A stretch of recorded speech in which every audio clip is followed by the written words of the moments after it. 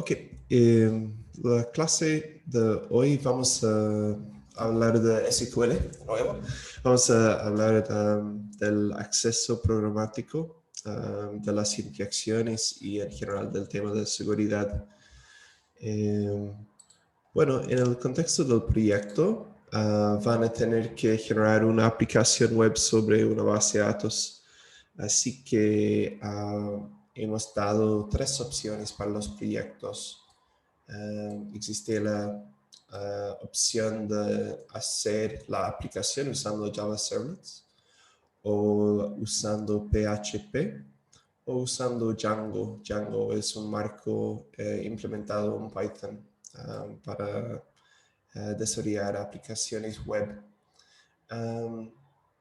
Voy a hablar brevemente de las opciones y ustedes pueden elegir en cada grupo cuál opción prefieren.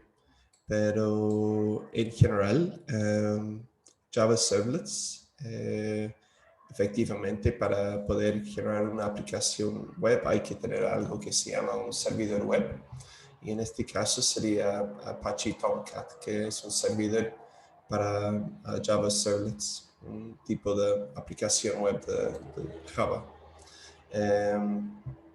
La aplicación, bueno, van a implementar en Java y el conector va a ser algo que se llama JDBC y vamos a hablar de eso después en la clase como un ejemplo.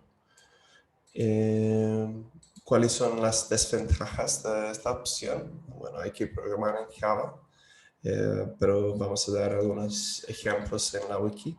Y puede ser una opción un poco desactualizada, es decir, que todavía se usa bastante Java Servlets, pero existen opciones más populares ahora que Java Servlets. El beneficio se puede programar en Java, algo bueno, y se usa en muchos sistemas todavía. Es decir, que estoy hablando de las opciones para implementar la aplicación web. Y existen como tres opciones. Java Servlets, PHP y Django. Y bueno, entonces se usa harto todavía Java Servlets en la práctica. Es una buena opción, por ejemplo, si han programado antes en Java. No sería muy difícil después. La otra opción sería implementar algo con PHP, en la cual van a usar un servidor web más general que se llama Apache 2. Y la aplicación van a implementar en PHP. Y el conector va a ser un PHP Database Object, un PDO. ¿Y cuál es la ventaja cuáles son las desventajas de esa opción? Hay que programar en PHP, puede ser que no hayan visto ese lenguaje antes, pero de nuevo vamos a dar como algunos ejemplos en la wiki. Y es un poco desactualizado, es decir, que de nuevo no es un marco moderno, pero igual, ¿cuáles son las ventajas? Se puede aprender o programar en PHP. Es liviano y fácil de instalar, es más como un scripting language, es más simple empezar con PHP. Y es bastante rápido tener algo simple y listo como al inicio. Y se puede como empezar con un ejemplo simple y como avanzar con eso. Todavía se usa bastante también, es decir, que hay muchos sitios web que todavía usan PHP y hay mucho software también, en particular como los sistemas de gestión de contenido, Content Management Systems, por ejemplo, que usan PHP. Así que es la segunda opción. Y la tercera opción va a ser Django. Eso usa Python. Entonces Django tiene su propio servidor web. También la aplicación uno va a implementar en Django y eso en el lenguaje de Python. Y el conector también van a usar Django porque tiene una abstracción que del modelo vista controlador efectivamente maneja todo. Django, no sé, Django yo creo.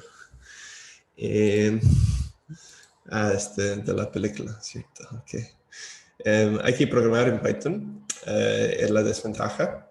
Difícil de instalar inicialmente. Ese punto es algo más serio, podemos decir, y es más indirecto. Es decir, que va a demorar un poco generar la primera versión de la aplicación, porque hay que aprender un poco de cómo funciona Django, y también instalar Django no es tan fácil, pero luego se puede programar en Python. Es un marco moderno y da varias abstracciones. Bueno, se puede programar en Python, probablemente han visto más de Python que los otros lenguajes. Un marco moderno, es decir, que se usa bastante en la práctica y da varias abstracciones. Quiero decir acá que no hay que se puede tener como una abstracción de más alto nivel de la base de datos que permite de alguna forma hacer consultas sin usar SQL. Pero igual en el proyecto, si usan esa abstracción, van a tener que dar las consultas equivalentes, por ejemplo, en las presentaciones. Bueno, es otra opción. Con respecto a ser difícil de instalar inicialmente y de ser más indirecto, bueno, no voy a entrar como en todos los detalles de cómo instalar o cómo generar los primeros ejemplos en cada lenguaje. Sería un poco tedioso, pero está aquí en la wiki. En la wiki van a encontrar como instrucciones para instalar las aplicaciones web en las máquinas virtuales. Van a encontrar también ejemplos simples de cómo implementar la aplicación y cómo consultar a la base de datos. Y a partir de eso deberían poder como extender los ejemplos simples. En general, como el enfoque de este curso está en base de datos, no en desarrollo de aplicaciones web. Por eso la aplicación puede ser bastante simple, pero yo creo que es importante que vean cómo uno puede conectar una aplicación así con una base de datos y también hacerlo de una forma segura. Así que... ¿qué más quería decir? Sí, opción 4 es algo diferente. Si han manejado como otro tipo de framework o otro tipo de desarrollar aplicaciones web, quizás basado en algo de JavaScript, por ejemplo, lo que sea, también es una opción. Pero ustedes van a tener que manejar todo eso. No vamos a dar instrucciones, lo que sea, pero también es posible hacer algo, usar algo diferente para implementar la aplicación web del proyecto. Entonces, en ese contexto, puedo hablar un poco de la opción de Java, pero es un ejemplo nomás. PHP tiene algo parecido, por ejemplo. No sé si hay algunas dudas o preguntas sobre la primera parte de aquí.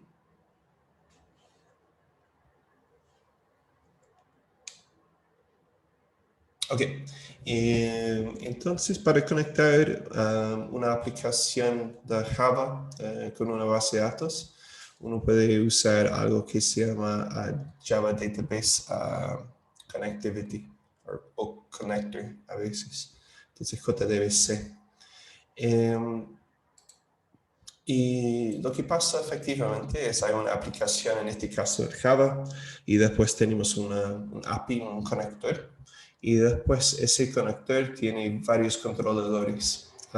Tiene un controlador, por ejemplo, tiene controladores para los sistemas de base de datos más populares en la práctica, normalmente. Entonces, en el caso de JDBC, tenemos un controlador para Oracle, para MySQL, para Sybase, para, no sé, para Postgres, para MariaDB, lo que sea. Y eso maneja de alguna forma la comunicación con el sistema de base de datos abajo. Así que, bueno, podemos ver un ejemplo de cómo hacer eso. En general, la idea sería armar una consulta como select algo y después uno puede llamar a un statement que es una conexión a la base de datos y llamar para un método para ejecutar la consulta. También uno puede hacer, por ejemplo, actualizaciones haciendo algo parecido. Uno tiene una consulta o un comando en SQL para actualizar o insertar lo que sea una tabla y uno puede también evaluar ese comando sobre el statement, que es la conexión a la base de datos. Y puede devolver algún resultado como el número de tuplas cambiadas o lo que sea. De nuevo, en la wiki hay ejemplos de todo eso en más detalle, cómo generar el statement, pero eso es efectivamente la idea. Uno tiene un objeto que representa una conexión, un conector al sistema de base de datos y uno puede llamar funciones en eso como para evaluar una consulta, para actualizar algo en la base de datos, lo que sea. Y va a devolver como resultados en, por ejemplo, los objetos, el mismo lenguaje de programación que uno puede usar después en la aplicación para hacer otras cosas. Entonces podemos hacer consultas, actualizar las tablas, lo que queremos hacer. Perdón. Un tema muy importante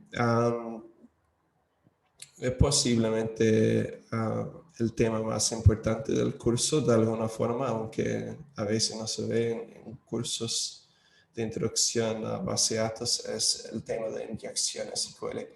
Voy a mencionar después porque es sino el tema más importante desde una perspectiva particular, pero bueno, el tema es inyecciones SQL. Entonces, sí, estamos generando una aplicación web. Aquí tenemos un ejemplo en Java de algo que efectivamente hay que ingresar un apellido y está generando una conexión al sistema de base de datos. Bueno, pide un apellido paterno, después va a leer de la entrada estándar, es decir, que está esperando una entrada del usuario de un apellido paterno. Y bueno, entonces lo que va a generar es una conexión al sistema de base de datos y va a generar una consulta, ¿sí? Y después va a usar como el statement de la conexión para evaluar la consulta basado en la entrada que hemos recibido del usuario. Y vamos a evaluar esa consulta y ver sus resultados. Bueno, entonces la parte importante aquí es que tenemos una consulta SQL y dentro de la consulta tenemos una entrada del usuario, ¿cierto? Y vamos a evaluar esa consulta sobre la base de datos. Eso es el punto.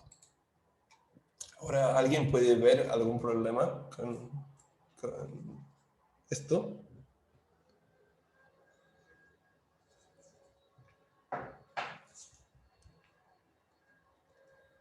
Que si el input es un comando SQL, se va como a agregar a la consulta y puede como borrar la tabla o cosas así.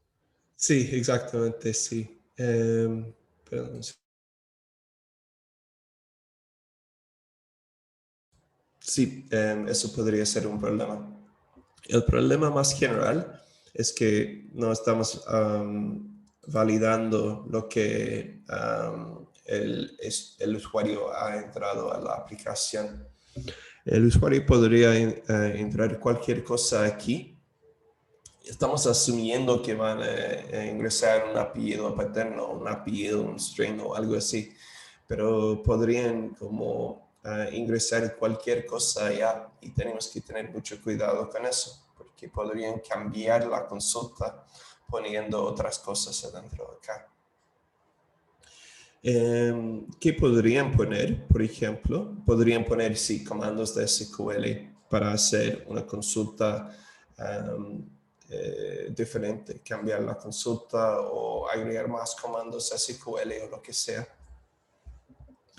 Así que, bueno, tenemos el problema que no hemos verificado la entrada aquí, el input. ¿Cómo podríamos, qué pasa después? Un usuario malintencionado podría ingresar y podría de alguna forma hackear nuestro sistema de base de datos y poder como hacer las consultas o actualizaciones que quiere. Así que hay que tener cuidado con eso. Bueno, entonces un usuario malintencionado puede ingresar un string de entrada para hacer algo inesperado. Y hay un ejemplo acá que no voy a leer todo, pero el nombre del hijo en este caso es Robert, comilla, paréntesis, dos puntos y coma, drop table students, punto y coma, guión, guión. Eso como la parte central del ¿no? Entonces, lo que pasa es que podemos decir que la escuela tiene como esta consulta, ¿cierto? Eso para seleccionar las notas de los alumnos cuyo nombre es igual a la entrada del usuario, ¿cierto? Pero el problema es si ponemos aquí en esta consulta algo como el nombre del estudiante es algo como Robert, comilla, paréntesis, punto y coma, como tenemos aquí, drop table students. Podemos ver lo que va a pasar, ¿cierto? Va a terminar esa consulta y va a agregar otra consulta después que va a borrar la tabla de students. Así que por eso es importante como pensar un poco en eso. De hecho, esta parte aquí podemos hablar de eso, pero no es estrictamente correcto esta parte. Pero bueno,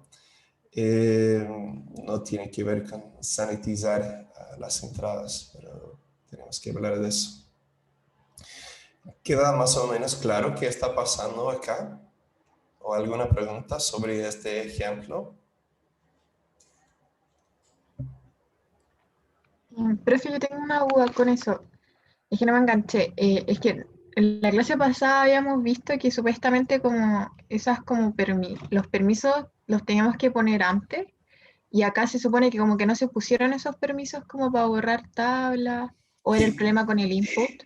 Sí, es otra parte de la seguridad, es una muy buena pregunta. Aquí puede ser que el usuario solo tiene como permiso de lectura y en este caso estamos muy bien, no muy bien, tenemos que tener cuidado todavía, pero en este caso este ejemplo no va a funcionar. Solo va a funcionar si el usuario de la aplicación tiene el permiso para no solo leer las tablas, sino también actualizar las tablas. Y en ese caso, ese caso es bastante común, es decir, que normalmente uno genera un esquema para un usuario y no piensa tanto en eso y por defecto el usuario va a tener todos los permisos en ese esquema. Así que va a hacer la primera consulta, sí, pero no va a poder hacer la cosa de drop table students.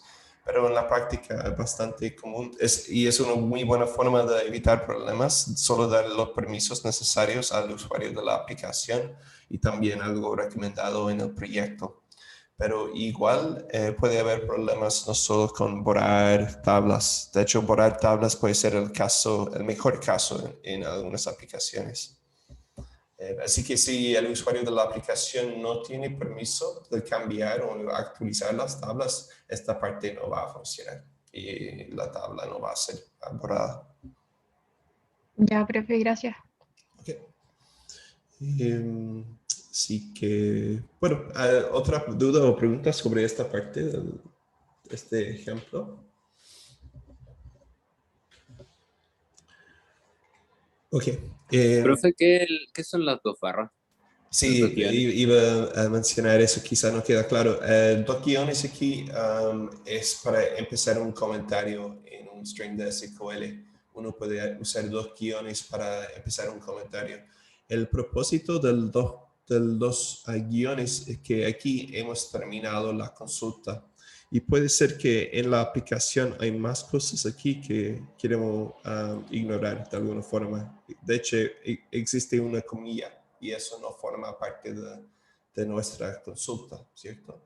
Entonces, lo que dice como dos guiones es que yo voy a terminar la consulta acá y uso dos guiones para quitar todo lo que termina la consulta en la aplicación, ¿cierto? Ya, perfecto. Gracias, profe. No podemos cambiar el inicio del string. Es decir, que hay algunas limitaciones. Tenemos que usar el mismo prefijo de la consulta definida en la aplicación. Y después podemos agregar cualquier cosa. Sí, eso más o menos la idea. También, por ejemplo, probablemente no vamos a saber cuáles tablas hay en el esquema, nada así, pero hay formas de sacar listas de tablas y todo eso. Pero bueno, la restricción principal es que tenemos que empezar con el mismo prefijo de consulta, pero como podemos ver, podemos terminar esa consulta y muchas veces agregar otro comando de SQL para hacer cualquier cosa. Ok. Bueno, en este caso vamos a borrar los datos. En el otro caso, si queremos, por ejemplo, ver todos los datos de todos los estudiantes, podríamos agregar Robert o algún nombre, no importa en este caso, comilla, or 1 igual a 1, guión, guión. ¿Qué va a hacer la consulta?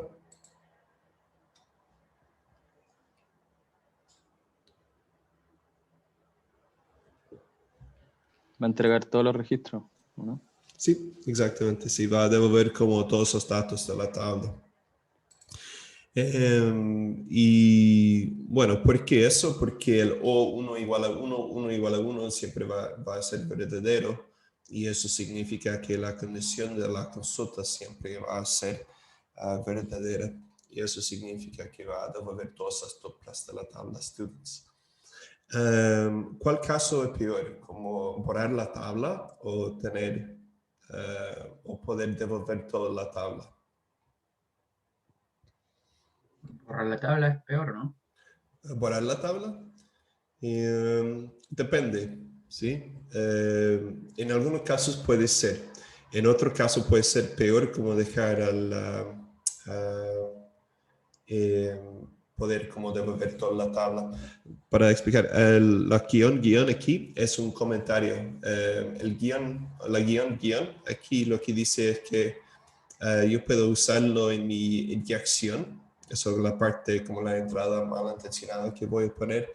Y es un comentario, inicia un comentario en SQL y dice lo que sigue es solo un comentario que debería ser ignorado. Entonces nos permite de alguna forma ignorar la última parte de la consulta definida acá. Si tuviéramos más cosas aquí en la consulta de la aplicación web, por ejemplo, dice ignorar todo lo que sigue. Entonces vamos a tener la parte inicial de la consulta, después la inyección y eso va a terminar con guión porque todo el resto va a ser ignorado. En este caso va a ignorar la comilla final de esa consulta que está acá. ¿Cuál es peor? Entonces, sí, borrar los datos puede ser malo, podemos perder datos, por ejemplo, pero normalmente vamos a tener una forma de respaldar los datos, vamos a tener copias de los datos. En el otro caso, si tenemos, por ejemplo, información de las tarjetas de crédito, incluso sin tener respaldos de los datos, si tenemos información de las condiciones médicas de los clientes, de la información de tarjetas de crédito, algo así, y si hay una fuga de información mediante una inyección SQL, puede ser muchas veces peor que borrar los datos. Es decir, que en el caso de borrar los datos, podríamos como preguntar a los clientes de nuevo para sus datos o lo que sea. Pero una fuga de información puede ser peor. En ese caso, por ejemplo, una fuga de los números de tarjetas de crédito de todos nuestros clientes. Probablemente sería peor como devolver toda esa información. Sería peor en ese caso que borrar todos esos datos. Así que depende, pero eso también es bastante serio. Es un problema de seguridad más o menos serio. ¿Sí? En ese caso, cuando dice que devolverá toda la tabla, ¿devuelve la tabla students entera o solamente la nota de los estudiantes? Solo, en este caso sí, solo la nota de los estudiantes, pero en otro caso depende de la otra consulta, ¿cierto? Pero también hay formas de devolver más cosas, no es necesariamente que siempre tenemos que devolver nota, pero tenemos que inventar formas de usar esa columna. Por ejemplo, podríamos seguir aquí con Union, para como agregar otra columna después de nota. En la columna de nota podríamos agregar Union para tener más información. Así que van a ver ejemplos de eso también en el lab. Muchas gracias. Okay. ¿Más preguntas o dudas? Ok. Entonces parece estúpido, parece que en el mundo real no va a pasar. Es decir, que ¿quién va a dejar pasar algo así? La verdad es que pasa todo el tiempo. Hay problemas con inyecciones de varios tipos, pero en particular inyecciones de SQL en varios sistemas que uno esperaría como un estándar más alto. Por ejemplo, aquí hay una noticia sobre cómo Rusia logró entrar a un sistema de votación en Illinois, en los Estados Unidos, en 2016, usando inyección SQL. Un ejemplo. Hay otros ejemplos. Sí, existe también una organización, un proyecto que se llama Open Web Application Security Project, y su propósito, su misión de alguna forma es proveer información de las vulnerabilidades de aplicaciones web y cómo evitar problemas con esas vulnerabilidades. Y publica un informe cada 3 o 4 años, el último de 2020. Y en 2017 no hubo cambio tampoco. La vulnerabilidad más importante fue la vulnerabilidad de inyección, que no es solo inyección SQL, sino como puede ser inyección de otras cosas, pero por lejos la forma de inyección más común es SQL. De hecho, dice aquí, inyección, lo que pasa, bla, bla, bla. Posiblemente el ejemplo más común de esa como vulnerabilidad de seguridad es SQL, consulta de SQL, consumiendo datos no confiables. Bueno, es decir, que el tipo de inyección más común dentro de la vulnerabilidad más común en aplicaciones web es SQL, inyección SQL. Y también para como convencerles de la importancia o de qué tan grande es el problema, pueden también revisar, como en Wikipedia tienen una lista de ejemplos sobre inyección SQL. Y la lista es tan larga que no voy a empezar a leer como los ejemplos o nada así, pero podemos ver como ejemplos como desde 2002 hasta 2021. Y los ejemplos involucran como, bueno, un poco difícil leer como la lista y ver como que que ha pasado, pero ha involucrado como 7-Eleven en los Estados Unidos, Royal Navy, Reino Unido, Sony, Yahoo, Microsoft, The Pirate Bay, MySQL, e incluso una empresa de seguridad, ciberseguridad que se llama HP Gary. Su base de datos tenía una vulnerabilidad de inyección SQL. Y bueno, eso es una historia bastante interesante. Creo que el grupo Anonymous lograron hacer una inyección SQL y encontrar muchos datos de los empleados, datos personales de los empleados de esa empresa. Así que, bueno, no es solo como aplicaciones de empresas como pequeñas o cosas así, también afecta a Microsoft, a HP Gary, a Yahoo, a Sony, a empresas grandes. Así que parece ser algo simple, pero es un problema bastante grande. Ok. ¿Algunas preguntas o dudas? Si quieren como leer de los ejemplos específicos, están en la wiki. ¿Sí? Pueden ver más información sobre eso. ¿Algunas preguntas o dudas?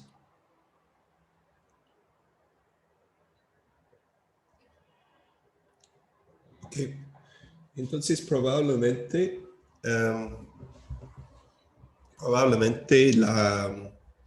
la pregunta más importante, ¿cierto?, es cómo evitar inyecciones. Así que, bueno, tenemos que hablar un poco de eso. ¿Cómo podemos resolver el problema? ¿Algunas ideas? ¿Cómo podríamos evitar eso? Y validando el input que entrega el usuario, por ejemplo, buscando una expresión regular. Por ejemplo, en la página a veces piden el mail y valida el mail, que sea un mail válido, que sea como un string concatenado con una arroba, concatenado con un string, concatenado con un punto, por ejemplo. Si Sí. no tiene esa estructura, como que no es un mail válido. Sí, es una buena idea.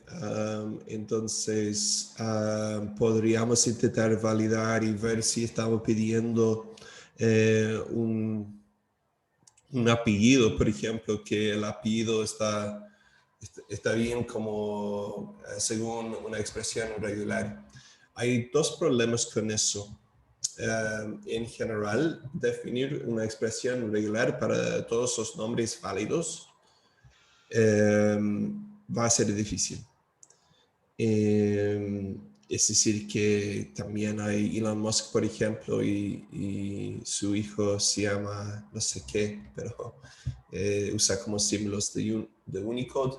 También en otras culturas pueden tener otros caracteres que están usando en sus nombres y puede haber una mezcla de cosas. Definir un nombre válido puede ser difícil en el caso de correos electrónicos como email.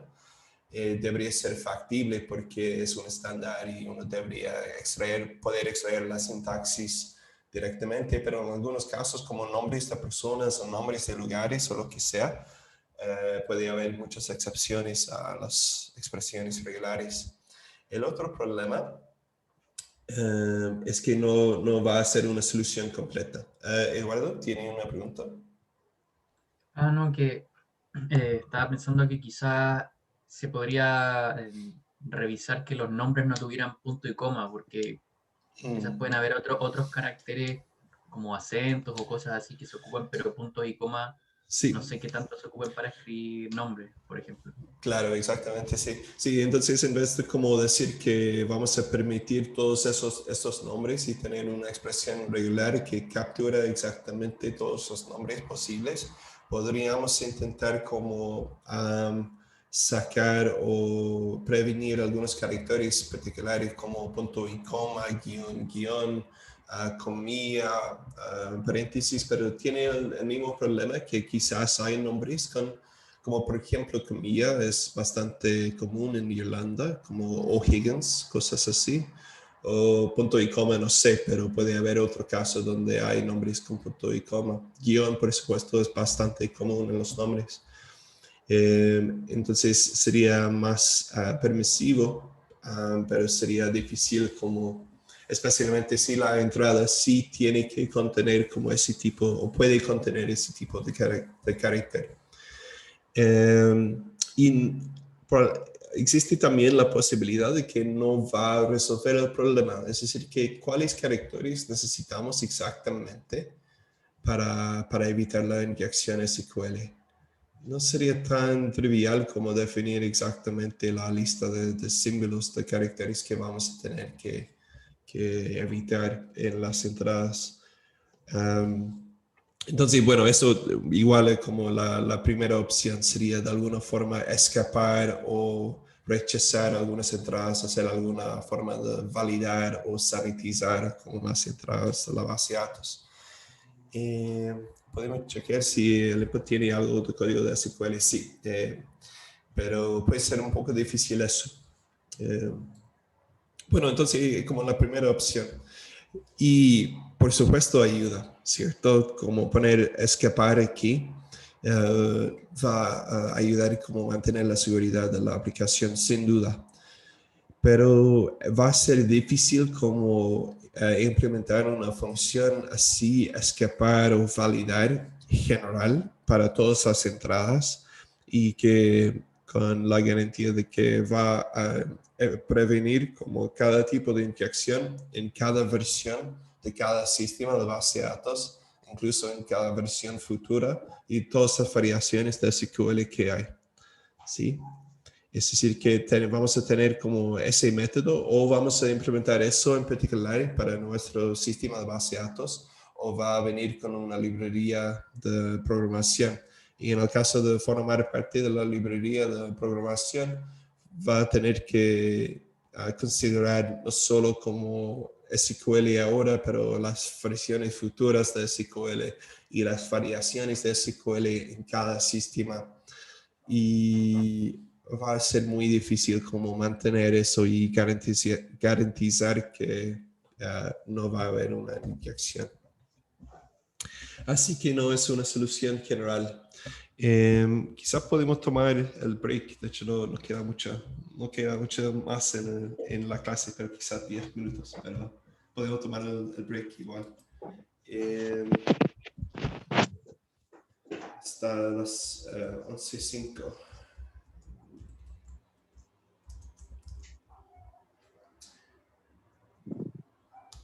Y podemos hablar de las soluciones que hay después. No sé si hay una pregunta o una duda sobre esta parte. Yo, profe, las inyecciones entonces eran como agregar como datos a la... Inyección sería al revés, de hecho sería agregar como comandos o agregar algo que va a ser parseado como un comando de SQL o parte de un comando. La inyección es algo, aquí estamos esperando un apellido y la inyección es como insertar en vez de un apellido, inyectar como algún código como Robert, comilla, paréntesis, punto y coma, ¿cierto? Ah, ya, buenísimo, ya. Ahora se me quedó más claro. Okay. Gracias. Claro. Sí, ¿Se entonces, escucha? sí. En el laboratorio o después tendremos algún ejemplo del código, porque igual me confunde, por ejemplo, eso del result sets. ¿Qué se supone que estaría haciendo? Lo que está haciendo, hay un eco en tu... ¿Si puede mutear tu mic? Sí. Un momento, espera. Sí, entonces el result set lo que da es como el resultado de la consulta y hay ejemplos en la wiki, de ejemplos simples de cómo instalar y empezar a tener una aplicación simple. Pero en este caso lo que va a dar es un iterador, algo que va a contener con la cual vas a poder como leer todos los resultados de la consulta. Va a dar en este caso los resultados de la consulta. En este caso puede dar algo simple como un resultado que dice que todo está bien. Pero ese objeto aquí es un objeto en Java que tiene de alguna forma los resultados y en general en la forma se llama un cursor a veces o tiene nombres diferentes, pero efectivamente es un objeto sobre el cual vas a poder iterar sobre los resultados de la consulta en la aplicación. No sé si queda más claro. Tiene Sí, que... profe, gracias. Y tendrán como ejemplos el código. ¿Cuál código? El código en la wiki. Sí, hay ejemplos en Java, hay ejemplos en Python, hay ejemplos en PHP. En general, probablemente si quieren como aprender algo de PHP, es posible, no es necesario, pero sería la forma más simple. Pero igual no estamos esperando como aplicaciones web que van a ganar premios, podemos decir. Estamos simplemente buscando aplicaciones web muy simples para satisfacer ese elemento de poder conectar una aplicación al sistema de base de datos de una forma segura. No vamos a esperar como aplicaciones web muy complejas. Profe, una pregunta con eso. Sí. Por lo que estoy entendiendo, tenemos la posibilidad de programar esta interfaz en las 3 diferentes alternativas que nos dio. O más también pueden usar más, sí. Mi pregunta es, ¿cómo lo vamos a hacer para la preparación de la máquina virtual para eso? O sea, Sí. como para todas las herramientas que se necesitan. Sí, van a tener como una máquina virtual con casi nada. Ahora hemos instalado Postgres, pero es más fácil por temas de la versión. Así que van a tener Postgres, pero no van a tener nada más. Pero en la wiki va a haber como una lista de instrucciones detalladas de cómo hacer eso. Y la idea es que después, si están trabajando en una empresa o lo que sea, y si dicen, bueno, me gustaría tener una aplicación web sobre una base de datos o una aplicación web, van a poder empezar a instalar todo desde cero sobre una máquina fresca. Perfecto. Gracias, profe. Ok, de nada. ¿Más preguntas o dudas? Ok, podemos tomar el break hasta las 11:05, aunque va a ser un break un poco más corto ahora. ¿Sí? ¿Hubo una pregunta? ¿Sí? Sí, perdón, que me surgió otra duda ahora. Cuando se refiere a programar en Python, la interfaz, ¿se puede usar framework como Django, por ejemplo? Oh, sí, eso sí. Se puede usar Django, sí. Pero eso sería programar en Python de alguna forma. Pero sí, sería programar en el marco de Django. Esa sería la idea. Ya, eso, gracias. Right. Ok, podemos tomar el break entonces. Fue hasta las 11:05, dije.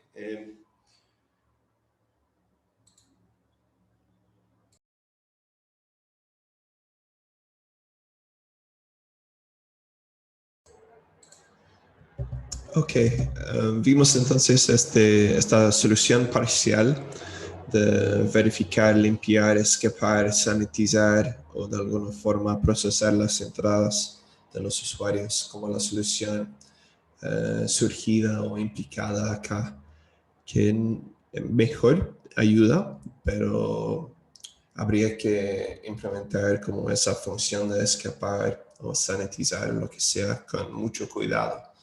Y va a ser muy difícil como mantener esa función. Así que no va a ser tan simple y no es una solución general al problema. Otras opciones y la solución estándar sería usar sentencias precompiladas, o se llaman en inglés prepared statements. ¿Qué es un prepared statement? Lo que vamos a hacer es generar un string de consulta con puntos de interrogación, y vamos a usar eso para representar entradas, cosas que podemos reemplazar luego en la consulta. Bueno, entonces es un parámetro efectivamente y podemos tener varios en la consulta.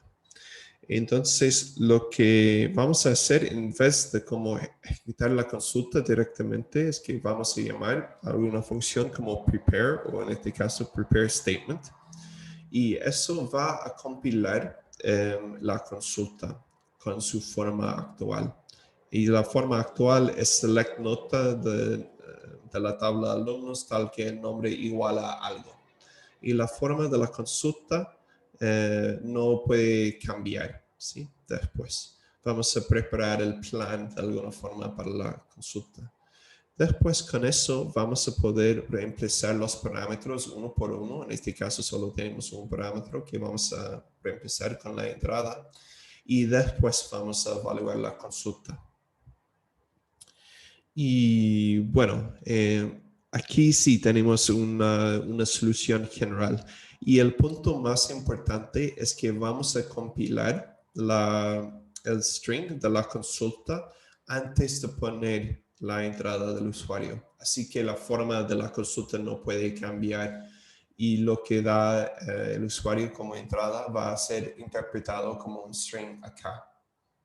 Sí, no importa si tiene comillas o si tiene punto y coma o lo que sea, porque ya hemos compilado la consulta antes y solo estamos insertando un string aquí para reemplazar ese parámetro. Así ¿Una que, duda?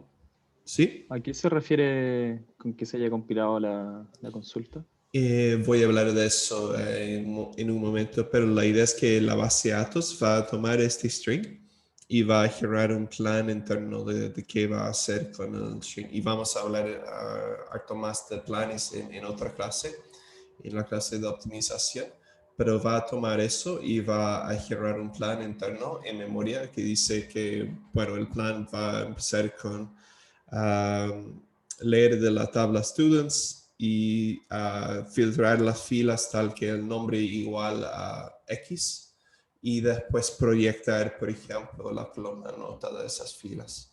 Pero va a planificar exactamente lo que va a hacer para la consulta.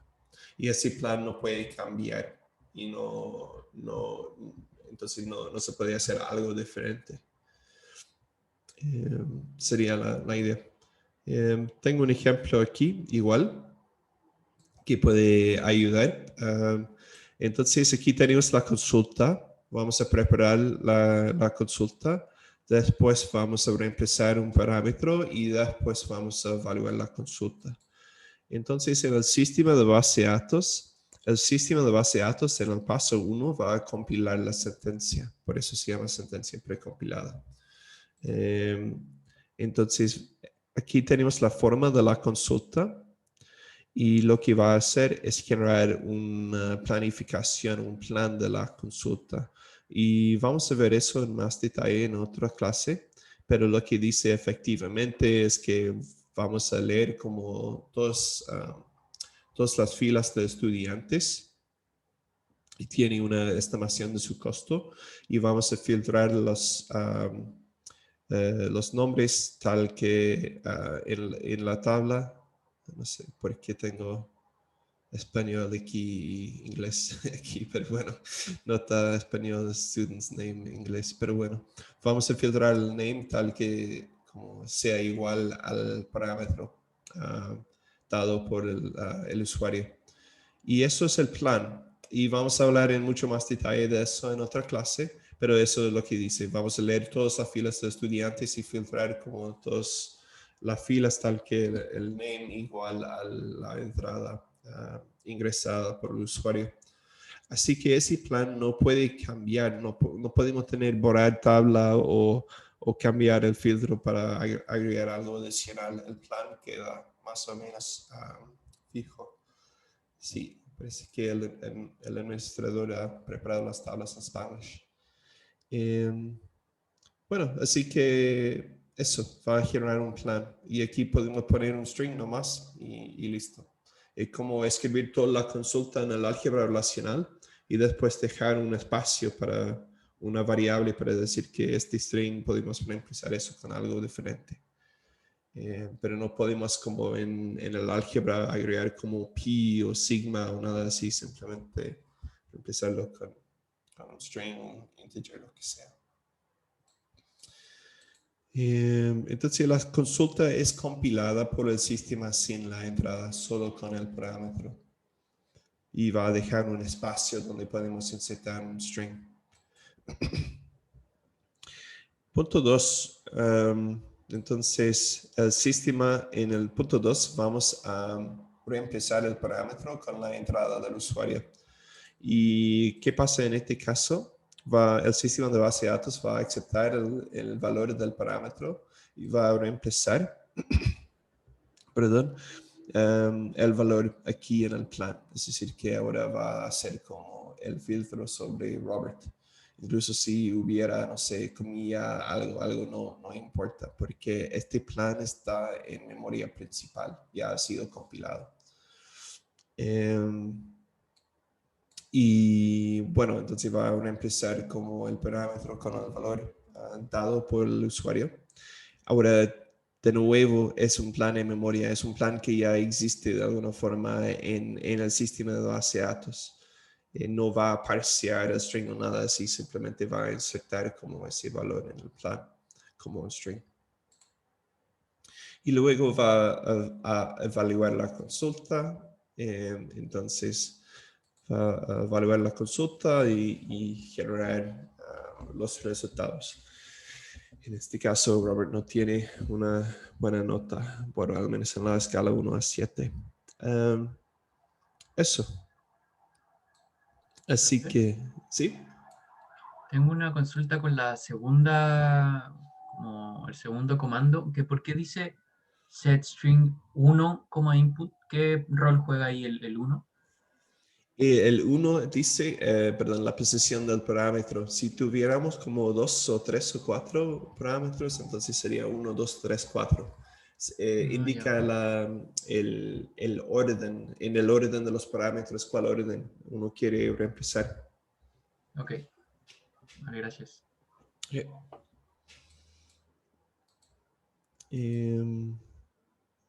Eso. Entonces, el punto más importante, los detalles acá cambian en cada sistema, cada lenguaje, pero en general va a haber un conector y va a haber la opción de prepare. En vez de evaluar, ejecutar como una consulta, va a haber la opción de prepare. Y deberían siempre pensar en usar eso si van a aceptar como entradas de un usuario, de un archivo, lo que sea.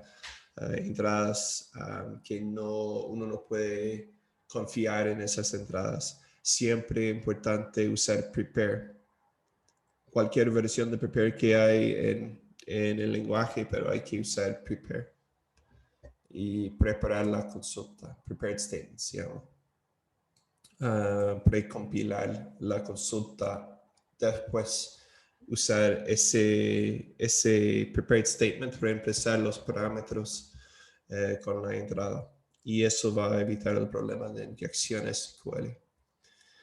Es el punto más importante, sí.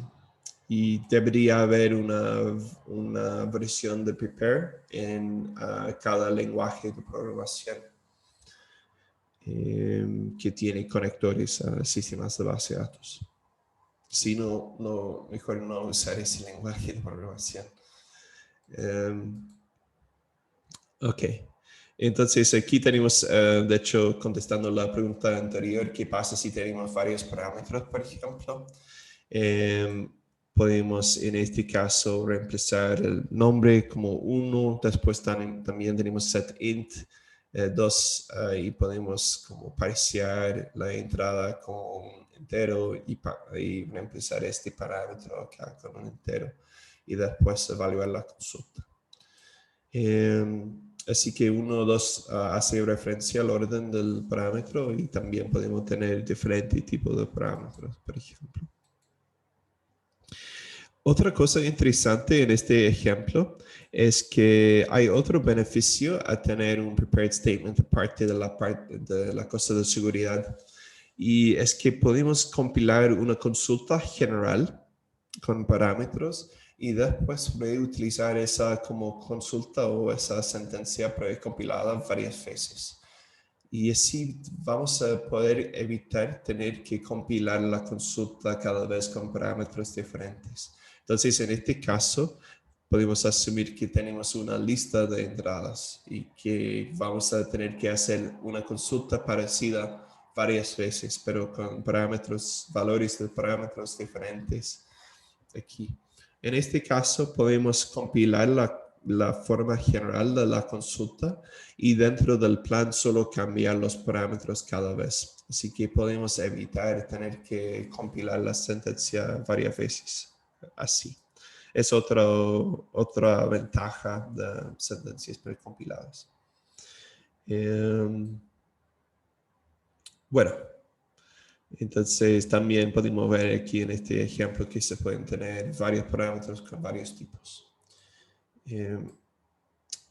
Bueno, otra idea que la gente menciona en este caso, no la han mencionado en este caso, esta opción, lo cual me parece muy bien, pero pasa a veces también en los proyectos que hay que hablar de la seguridad de la aplicación en la presentación. Y a veces la gente, los grupos mencionan que han generado una interfaz HTML con una lista específica de opciones. Sí, tal que en la lista no existen reacciones a SQL y el usuario tiene que elegir una opción de la lista, así que no es posible tener inyecciones a SQL. Pero como dice el título, interfaces de HTML no ayudan. Es fácil agregar más opciones a una lista en HTML. Por ejemplo, en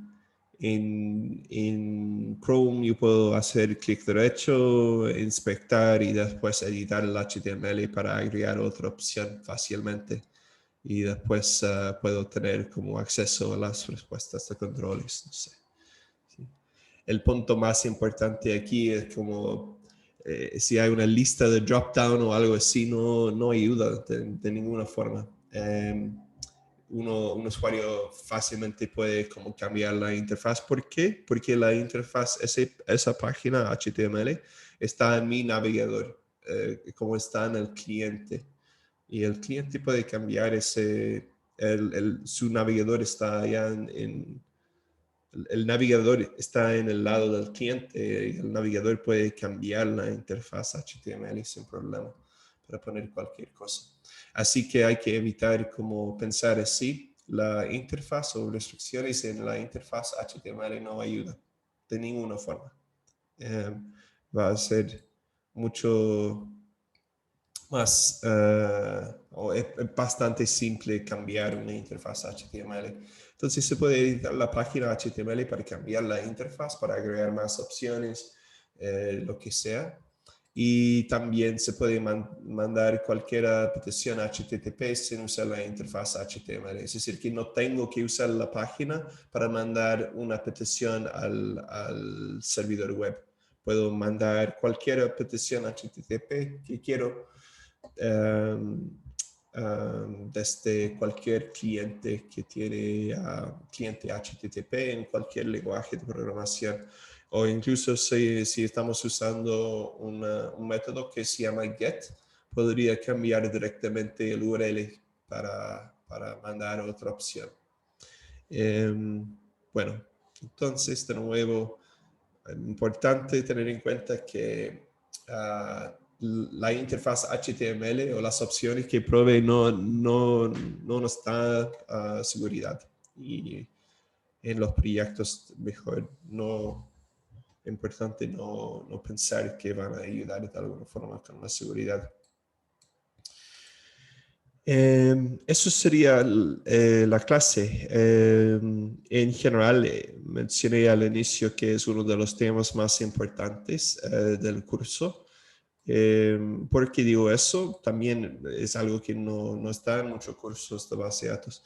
Digo que es importante porque en el caso de no entender bien SQL o no poder hacer una consulta, no es el fin del mundo. Es decir, que si no vas a poder hacer la consulta, no vas a poder hacer la consulta y quizá la empresa o no sé, habría que encontrar a alguien que puede hacer la consulta, ¿sí? En este caso, si hacen una aplicación no segura sobre una base de datos, sin usar prepared statements, por ejemplo, puede generar daño. Es decir, que podría como causar fugas de información, pérdida de información, lo que sea. Entonces, no entender como qué es inyección SQL y todo eso, uno podría hacer una aplicación que parece que está funcionando bien, pero que puede generar mucho daño. En los otros casos no es el fin del mundo porque, bueno, si uno no puede hacer algo, uno no puede hacer algo. Y en este caso uno podría crear una aplicación web que parece que está funcionando bien, pero si tiene una vulnerabilidad de inyección SQL puede generar mucho daño. La otra forma de la seguridad que van a ver en los proyectos, y hubo una pregunta relacionada antes, sería restringir los permisos del usuario usado en la aplicación. Tal que en general en una aplicación, al menos las aplicaciones simples, una aplicación web solo debería leer los datos. No siempre el caso, pero en general solo debería. Bueno, de hecho no sé qué tan común es ahora. Hay muchas aplicaciones que tienen que actualizar los datos también. Por ejemplo, comentarios de usuarios, calificaciones y todo eso. Pero solo dar como los permisos que el usuario necesita. ¿Preguntas? ¿Consultas? Sí, profe, a mí no me quedó muy claro como qué significa específicamente precompilar una consulta. Es como que uno establece como una estructura del output que debería generar. Sí, y sería más como el sistema de base de datos debería evaluar la consulta. Y el punto más importante acá es que aquí estamos compilando la consulta antes de considerar como la entrada del usuario. Claro, sí. Entonces, va a generar ¿dónde está? Un plan así. Y eso no es un string, sino es un plan que está en el sistema de base de datos. No puedo como de alguna forma ilustrar eso, pero este plan es algo que está en memoria en el sistema de base de datos, ¿cierto?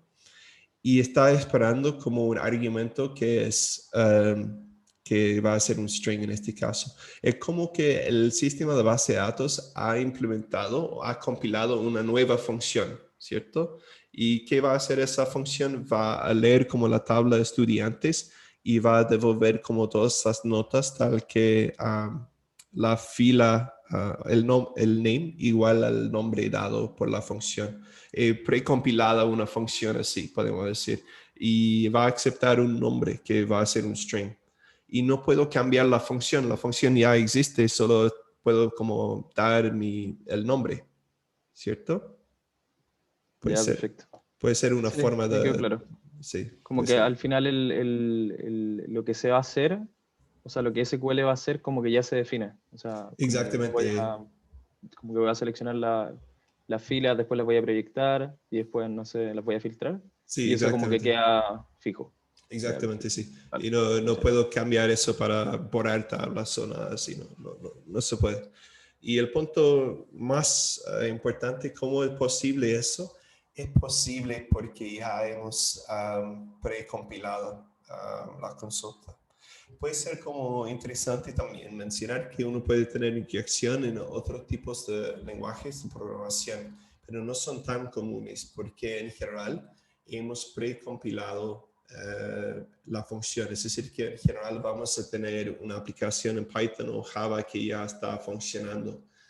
Y eso es la diferencia, que hemos compilado el código antes de recibir y estamos como evaluando, tenemos el programa corriendo antes de recibir la entrada del usuario. Si tuviéramos, por ejemplo, un script de Python, donde hubo un parámetro que íbamos a reemplazar antes de compilar el código de Python, podríamos tener algo bastante parecido a eso, pero eso no es muy común. Por eso es más un problema para lenguajes como SQL, lenguajes de consulta. ¿Más preguntas o dudas?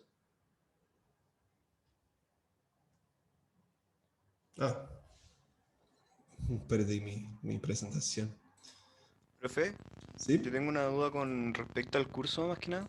¿Sí? Y es que los grupos en los cuales se desarrollan los laboratorios no tienen ninguna conexión a los grupos del proyecto, ¿cierto? O sea, los grupos del proyecto pueden cambiar y el grupo del laboratorio puede seguir como estaba desde antes, ¿no? Sí, sería natural, de hecho, porque los proyectos o deberían tener idealmente 4 integrantes, 3 está bien, pero o uno puede haber también los mismos integrantes en los labs y los proyectos, pero no hay ninguna dependencia entre ambos, ¿cierto? Sí. Ah, ya, o sea, pero si, por ejemplo, mi grupo de 3 de antes cambió uno de 4 para el proyecto, ¿podemos dar en adelante hacer los laboratorios a partir del nuevo grupo, digamos? No. Los grupos de los, perdón, los grupos de los labs tienen un máximo de 3. Ah, y perfecto. los proyectos y los labs, y también en los labs, bueno, puede ser un poco diferente estos días, pero en general en los labs, en los momentos o en la forma presencial de hacer los labs, hubo grupos diferentes cada semana. Hubo grupos también constantes cada semana, pero hubo mucho más mezcla de personas entre los grupos. Los grupos de los labs pueden cambiarse cada semana. No es que tienen que usar siempre el mismo grupo, nada así. Así que son independientes, no hay ninguna dependencia y el máximo en los labs va a ser 3. Igual yo creo que el número ideal para los proyectos va a ser 3, pero no tenemos las máquinas virtuales. 4 es un grupo, 4 está bien para los proyectos, pero... ya, ok. Ya, gracias, profe. Ok, de nada. ¿Más preguntas? Profe, yo ¿Sí? tengo una duda acerca de, por ejemplo, si yo fuera a insertar el código de la inyección, ¿no es cierto?, a la consulta ya precompilada. Entonces, el programa lo que haría sería buscar básicamente a alguien que se llama el nombre del resto de la inyección, ¿no es cierto? Exactamente, como si fuera un string cualquier. Sí, va a buscar eso. Si hay comilla, lo que sea, va a hacer la consulta para un string con ese valor. Sí. Ah, perfecto, ya. Eso, Entonces, muchas gracias. Entonces, si la entrada es... si la entrada es algo así, y si tenemos una sentencia precompilada, entonces el sistema de base de datos va a buscar un nombre de un estudiante con exactamente ese string. Ah, perfecto, ya. Con el string en azul aquí, en este caso, la entrada. Sí.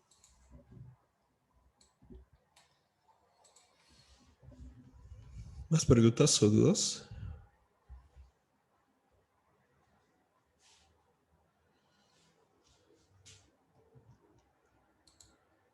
Ok. Entonces, ¿qué hora es? Las 11:30. A las 11:45 voy a tomar un break, pero a las 11:45 estaré en el Discord. Puedo estaría hasta la 1. Eso considerando que el viernes hubo paro y quizás no hayan tenido como una segunda oportunidad para formar un grupo o resolver dudas. Entonces, en 15 minutos estaré en el Discord para resolver dudas o también si quieren formar un grupo hasta la 1. Tengo otra clase a las 2:30, pero bueno. ¿Última duda o pregunta? Ok, si no, Yo tengo una duda. ¿Sí? Con respecto al proyecto ahora. Mm. Al final, ¿cómo vamos a trabajar el proyecto? ¿Se trabaja en clase o se trabaja en la casa o durante qué horario? Sería como sería fuera de la clase, pero pueden trabajar los miércoles, los viernes si tienen dudas o preguntas. En general, algo que sería bueno, por ejemplo, sería trabajar los viernes o algo así en los proyectos. Pero podemos también resolver dudas si tienen dudas o preguntas sobre los proyectos durante los labs, lo que sea. Y también normalmente podríamos tener una semana o 2 semanas dedicadas a los proyectos al final del semestre. Ahora este semestre tenemos 14 semanas y todo un poco más comprimido, pero igual los viernes, por ejemplo, es una buena oportunidad para avanzar con los proyectos. Pero sí. O sea, entonces en horarios oficiales no hay tiempo alocado para trabajar el proyecto. Es decir, básicamente nosotros haríamos consulta esos viernes, por ejemplo. Exactamente, sí, sí, sí. Porque van a ir en su propio camino, podemos decir, y todo eso. Pero hemos propuesto fechas en la wiki y siguiendo como las fechas surgidas y ya no debería haber una sobrecarga. La parte más difícil puede ser la aplicación, así que hay que dejar un poco de tiempo para eso. Pero sí, entonces sería como avanzar un poco con eso cada semana, cada 2 semanas, como avanzar con los proyectos y usar como quizás la oportunidad del viernes para avanzar. Perfecto. Y lo otro era que una pregunta acerca de los grupos, que mi grupo tenía 3 personas, éramos tres personas en mi grupo. Y al final recién estoy leyendo el post, pero usted dijo que básicamente daba lo mismo si somos 3 porque teníamos suficientes máquinas virtuales. Sí, exactamente. Sí, la otra opción fuera como romper los grupos propuestos de 3, algunos, para poner integrantes individuales en otros grupos, pero dado que tenemos 55 máquinas y hay 53, necesitamos 1 o 2 máquinas para hacer pruebas. Está bien, no rompe los grupos propuestos. Ah, perfecto, ya. Eso nomás, profe. Ok. Profe, una última pregunta sobre eso. Para agregar el nuevo grupo del proyecto hay que hacerlo en la nueva como cosa de foro que publicó, la que dice, porque yo creo que la de proyectos, grupos asignados, porque creo que la de abajo ya se llenó. Tiene ya su respuesta. Sí, no se puede proponer grupos nuevos ahora. Hubo plazo hasta el 29 de abril o algo así. Y no tenemos las máquinas virtuales tampoco, así que técnicamente tampoco es posible aceptar más grupos. Ya Sí, está bien pero hecho. sí creen como algún cambio, me pueden proponer como un cambio, pero tienen que buscar de alguna forma el visto bueno de todas las personas cuyo grupo van a cambiar. Y solo eso hasta mañana. Y pueden como responder en el foro o mandarme un correo o algo así, pero eso sería la única forma de cambiar los grupos ahora. O la otra opción es que me equivoqué en algo. Eso sería bastante complicado ahora si he hecho un error porque no tenemos más máquinas virtuales. Pero si no he copiado bien un grupo o algo así, también me pueden mandar un correo. Pero Es que recién hicimos un grupo porque nos habíamos cachado, éramos 3 y agregamos uno más. Entonces, seguimos siendo como el mismo grupo, pero con uno extra. Podría ser, pero si el otro grupo tiene 3, entonces va a necesitar otro integrante Ya, dale. y va a cambiar varios grupos. Pero sí, todas las personas involucradas, como todas las personas cuyo grupo va a cambiar, si están de acuerdo con eso, se puede hacer el cambio, al menos hoy. Pero vamos a finalizar los grupos después. Ya. Gracias, profe. Okay. Ok, nos vemos en el Discord entonces a las 11:45 si tienen más dudas o preguntas sobre los proyectos o sobre la clase o sobre el... nos vemos. Nos vemos.